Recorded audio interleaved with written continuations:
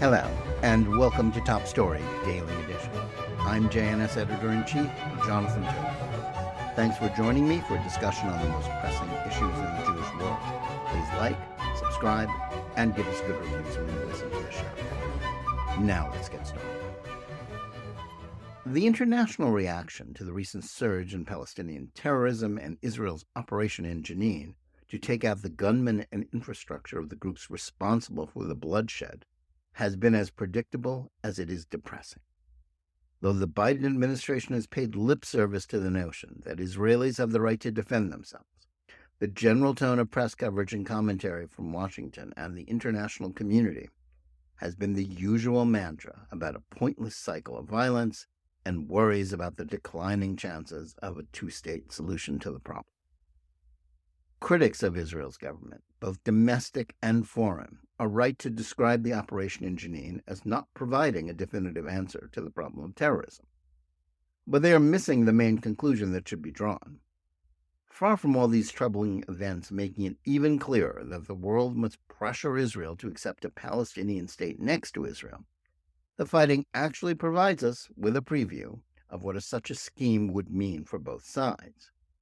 Jenin, which under the Anybody But Bibi coalition that led Israel for 18 months in 2021 and 2022, had become a mini Gaza, a no-go zone for both the Palestinian Authority and Israeli forces. The terrorist stronghold is dominated by Hamas and the radical Palestinian Islamic Jihad, and bolstered by funding from their Iranian ally. Unlike Gaza, Israel ground forces can still move into Jenin, but the Israel Defense Forces operation, which by all accounts was a major tactical success leading to the deaths of terrorists and the degrading of their infrastructure, was still much like other periodic efforts undertaken by the military in Gaza to mow the grass, as they say, in that it merely provided temporary relief.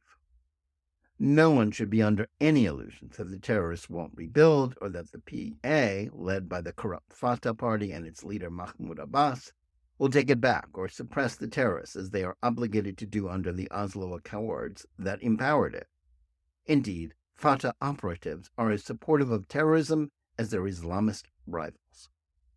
The conclusion to be drawn from this is that if Israel were ever so foolish to succumb to foreign pressure and grant sovereignty to the Palestinians there, the entire area would become, like Gaza, a terrorist state.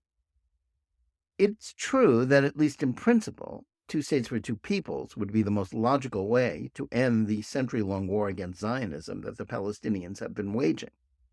But the fact that not even the so-called moderates among them, like Abbas, are prepared to recognize the legitimacy of a Jewish state, no matter where its borders are drawn, and who have repeatedly rejected such a state, if it was predicated on those terms, means that there is no solution to the problem.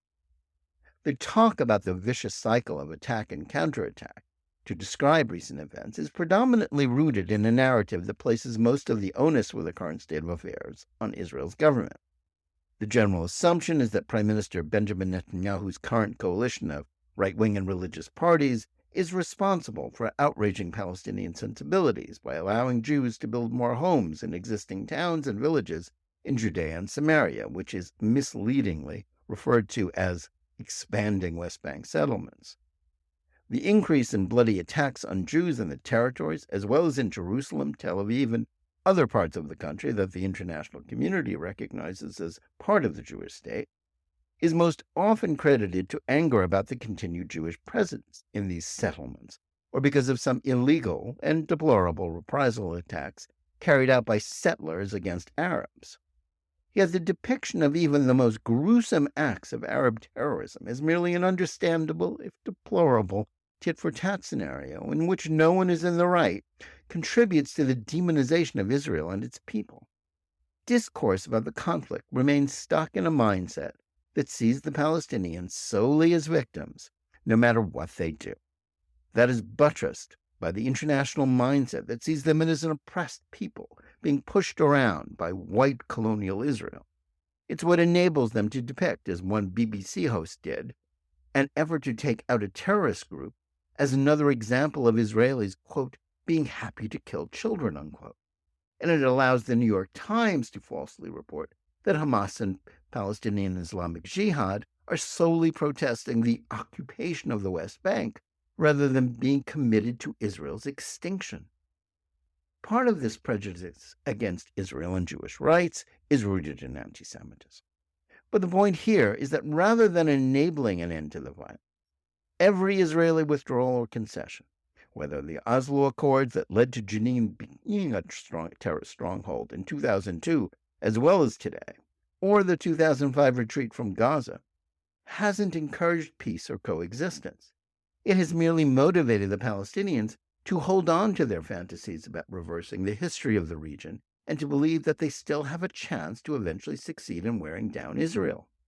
For all of the mistakes that he's made in his first 30 months in office, President Joe Biden hasn't repeated the same one made by all of his recent predecessors by offering his own Middle East peace plan to make a two-state solution happen. Still, the administration's retreat from its predecessors' policies aimed at making Palestinians realize that they have lost their war and must accept reality has contributed to the Arab intransigence that makes the current surge in violence inevitable. In particular, Washington's recent decision to cease scientific and technological cooperation with Israeli institutions in Judea-Samaria, like Ariel University, does more to fuel violence than building homes for Jews in the region. The embrace of a BDS-style boycott sends a signal to the groups that it labels as terrorists and their supporters that they must continue fighting rather than giving up. Above all, those who deplore both Israeli and Palestinian actions as equally wrong are ignoring the plain evidence that rather than end the conflict, making Jenin a place where Israeli forces would be as unable to enter in the future as Gaza would simply replicate the same situation as currently exists in the Strip. Rather than gaining support because of Abbas's failure to create a state, Hamas and Palestinian Islamic Jihad are on the rise because they promise to keep fighting Israel until it is destroyed. Two states do not correlate into peace. It would simply make Israel's already difficult security dilemma even more dangerous. This isn't something most people want to hear. The implacable nature of the Palestinian refusal to accept Israel is rooted in religious and cultural ideas that are alien to most Americans. And accepting that there is no answer to this terrible problem in sight is something that also runs counter to Jewish millenarian and utopian ideals that envision the arc of justice always bending towards progress, justice and peace.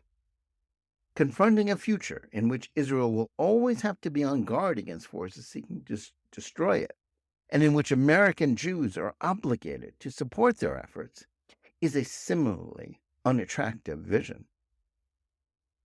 Backing terrorism and the commitment to keep rejecting Israel among Palestinians that has been on display in the territories is a reminder that the international and American determination to double down on working for two states is actually contributing to the problem, not helping to solve it. Perhaps sometime in the distant future, it might be possible to imagine a situation where Palestinians have undergone a sea change in their political cultures, and two states won't be a prescription for more violence.